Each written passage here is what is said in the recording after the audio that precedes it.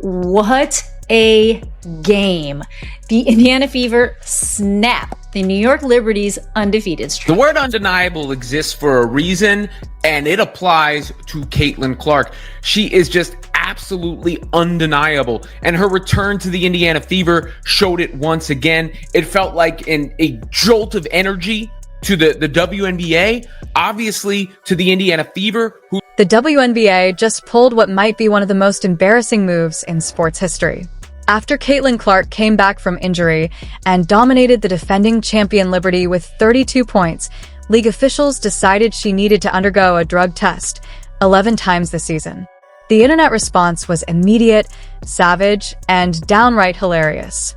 Now, the league is facing backlash it clearly didn't expect. Are they deliberately trying to undermine their biggest star, or is this just an epic case of incompetence? I'm going to say it. Caitlin Clark is the best basketball player in the world. She's the best basketball player that I have ever seen. She is the difference maker. She is the needle mover. She is the face of basketball right now. It's really hard not to recognize the difference that she makes on the Indiana Fever, a team that was obviously struggling with playmaking, struggling with pacing, struggling with the things that make us want to watch. And she steps into that court, and in the first quarter, she made... Let's lay out the facts, because they're almost too absurd to believe. Caitlin Clark returns after a 5-game injury, drops 32 points on the defending champions, leads her team to a statement win that ends New York's undefeated streak. And her award? A mandatory drug test, the 11th this season, according to reports. For context, most WNBA players are tested just 3 times during the regular season, plus once in the offseason. During the game, even when opponents tried to stop her, Clark was unstoppable. Yet somehow, the WNBA office apparently looked at her stat line and thought, 32 points after missing 5 games? She must be on something illegal. Because clearly, talent, preparation, and elite basketball skill couldn't possibly explain her performance. Performance-enhancing drugs must be the culprit, right? The internet's response was fast, savage, and hilarious. One fan quipped, "She tested positive for goat blood, which might actually be the most accurate drug test result in sports history." Another joked that Scott Foster should be drug tested too. Probably the most reasonable suggestion about WNBA officiating all season. My favorite reaction? Someone said they should do a DNA test instead, just to see if Clark is even human. And honestly, what she did against the Liberty was supernatural. 3 3-pointers in 38 seconds to start the game. That's not human. It's video game level performance. The timing of the league's decision couldn't be more suspicious or embarrassing. Clark misses 5 games due to a quad injury, comes back, and immediately dominates, only to get slapped with yet another drug test.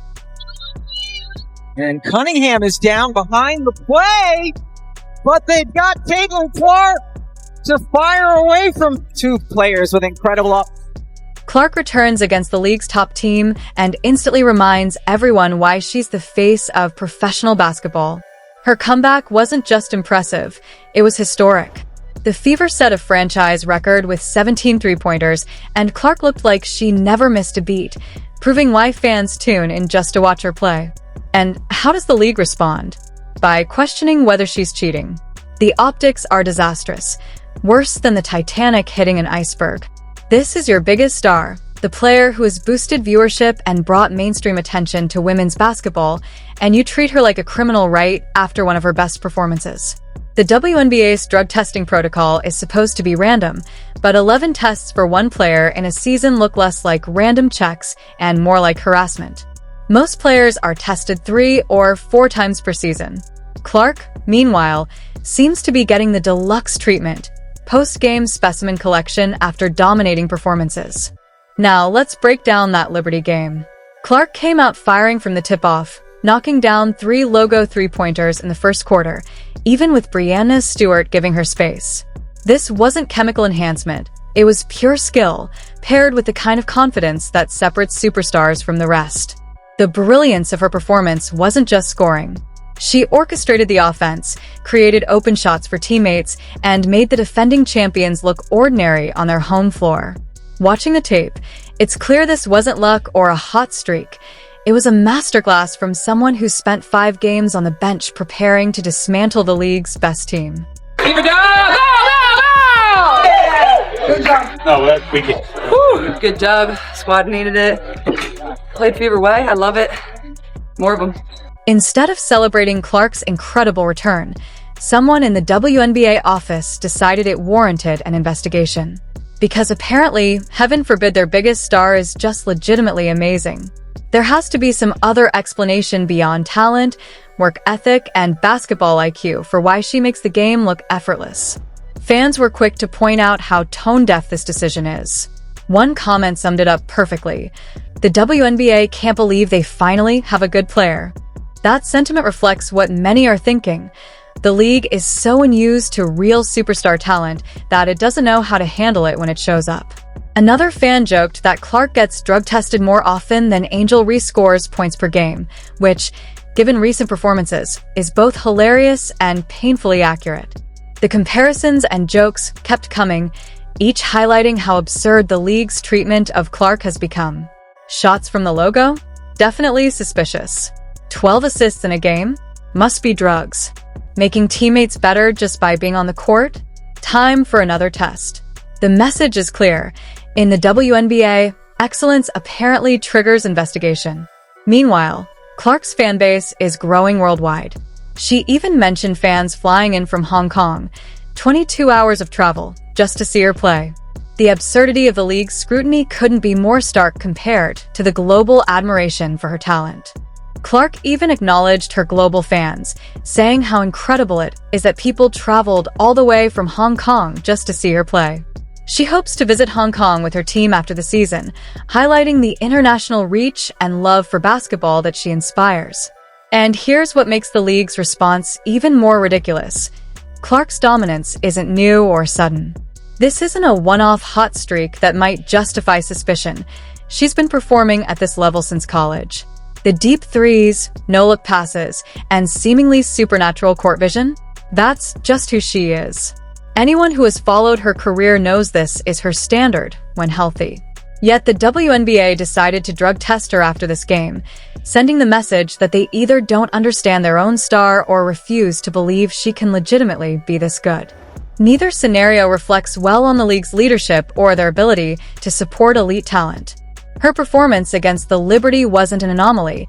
It was Clark returning to her normal form after injury. With her on the court, the Fever play differently.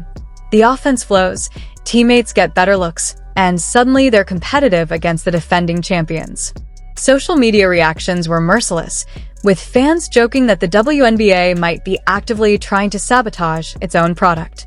Congrats on your great performance. Thanks. Just want to let you know you have a huge fan base in Hong Kong. Oh, I appreciate that. And hopefully I'll get there one day. And today, there are 5 Hong Kong fans fly from Hong Kong to No way. Indiana. Oh my gosh. And the hour is 22 hours. No way. Oh my goodness. Well, I wish I could have just met want to say them. this, including me. If you know them, tell them thank you for coming. That's incredible. Yeah, so any plans you will visit Hong Kong with your teams in the future years? Yeah, maybe we'll head to Hong Kong after the season. I mean, I certainly hope to go to Hong Kong one day. It's incredible to see the type of reach that we can have and how much people love basketball across the globe. So that's really cool. So if you know them, tell them I say hello and thanks for coming as well. Yeah, thank you. Hope one day to show you around. Yeah, absolutely.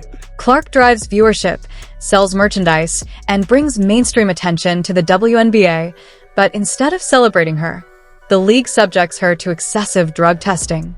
Fans are outraged, social media is mocking the decision, and the story has overshadowed her historic performance. The WNBA has turned their biggest star's triumphant return into a PR nightmare, treating excellence like a problem rather than a celebration. It's a clear sign the league seriously mishandled this moment.